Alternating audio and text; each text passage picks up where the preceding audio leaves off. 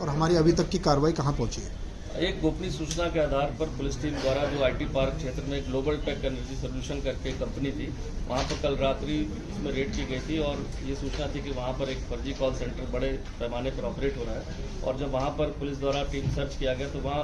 58 लोग वहां पर वर्क पाए गए जो लैपटॉप और डेस्कटॉप पे काम कर रहे थे। जब सभी के डेस्कटॉप और लैपटॉप को चेक किया गया तो पाया गया कि उनके द्वारा एक एंटी सिस्टम हैकिंग करके एक सॉफ्टवेयर के माध्यम से एक पॉपअप भेजा जा रहा था जो इनके अमेरिका में यूएस में बैठे कोई और लोग कनेक्शन में थे, उनको ये फॉरवर्ड हो रहा था। उसके द्वारा वहाँ पर जो अमेरिकन और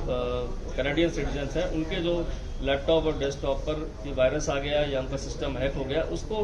ठीक करने के लिए उस पर पॉपअप भेजा जा रहा था और जो भी ट्रांजैक्शंस के पेमेंट हो रहे थे वो डॉलर्स में वहाँ अंकित करके अलग से मेंटेन हो रहा था। क्योंकि प्रथम दृष्टया जो टीम गई वहाँ पर टेक्निकल टीम द्वारा जब सभी डेटा देख लिया गया तो ये पूरी पुष्टि हुई कि ये फर्जी कॉल सेंटर इस तरह से यहाँ से जैसे पूर्व में ऑपरेट होते थे इस तरह का यहाँ पर पाया गया। और इसमें उन 58 के अलावा 8 लोग ऐसे मिले जो विभिन्न प्रांतों के थे, जो अलग अलग कैपेसिटी में उसको वर्क कर रहे थे। जैसे आप कहेंगे डेस्क हेड कहेंगे या मैनेजर कहेंगे, जो डायरेक्टली इस पूरे सिस्टम को ऑपरेट कर रहे थे। ये 8 लोग अलग अलग प्रांतों के गुजरात, बंगाल, महाराष्ट्र, बिहार के थे। और तो कहीं ना कहीं से पूछताछ में पता चला कि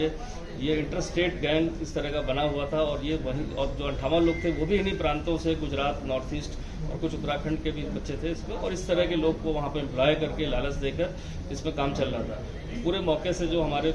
टीम ने इसमें किया उसमें 81 जो है हमारे लैपटॉप थे जो यूज़ हो रहे थे, 29 डेस्कटॉप लगे थे। साथ ही साथ विभिन्न राउटर्स 5 इसमें बरामद हुए जिसके माध्यम से सारा ये खेल चल रहा था। तरह तरह के इसमें हमें वहाँ पर आपके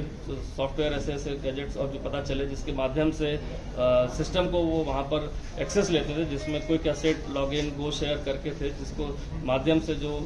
विक्टिम है उनको कहीं ना कहीं उनके डेस्कटॉप लैपटॉप को शेयर करने के बाद यहाँ से पॉपअप भेजा जा रहा था। तो सभी चीज़ों को परीक्षण के उपरांत इसमें जो है विभिन्न धाराओं में इन पर मुकदमा दर्ज किया करके 8 लोग को इसमें अभी अरेस्ट किया गया है। सभी सामान को सीज किया गया जिसकी कीमत करीब 1 करोड़ से ज़्यादा है। साथ ही साथ ये भी विगत 1.5-2 माह से ये गैंग पूरी तरह से सक्रिय होकर यहाँ पर लोगों को एम्प्लॉय करके यहाँ पर चल रहा था। अब इसके कुछ कनेक्शंस मिले हैं जो अलग बाहर की कंट्री से मिले हैं जहाँ से इनका ट्रांजैक्शन भी ट्रेल मिली है और साथ ही साथ कुछ ऐसे नंबर्स भी आए हैं जो बाहर से इनके साथ कनेक्टेड थे और ऑपरेट हो रहे थे, जिसके बारे में भी जानकारी की जा रही। तो एक देखा जाए तो एक कॉल सेंटर जो विभिन्न प्रांतों के बच्चों को लाकर और विभिन्न प्रांत के जो इसमें मास्टर हेड्स मिले हैं जो काम कर रहे थे, तो कहीं ना कहीं ऐसा लगता है कि इंटरस्टेट ये गैंग था जो पूरी तरह से यहाँ पर ऑपरेशनल होने के लिए यहाँ पर सेटअप किया था और इसमें समय रहते इसकी सूचना पर इसको पर्दाफाश किया गया है। क्योंकि इस तरह के कॉल सेंटर में सबसे बड़ी बात ये रहती है कि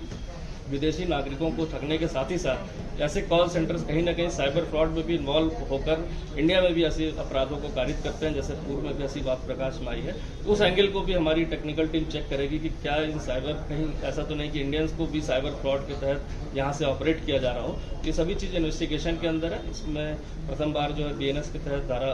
111 के तहत भी इन पर ऑर्गेनाइज क्राइम के तहत इसमें मुकदमा दर्ज किया गया है और बाकी अभियुक्तों को न्यायिक हिरासत के लिए वहाँ पर कोर्ट में पेश किया जा रहा है।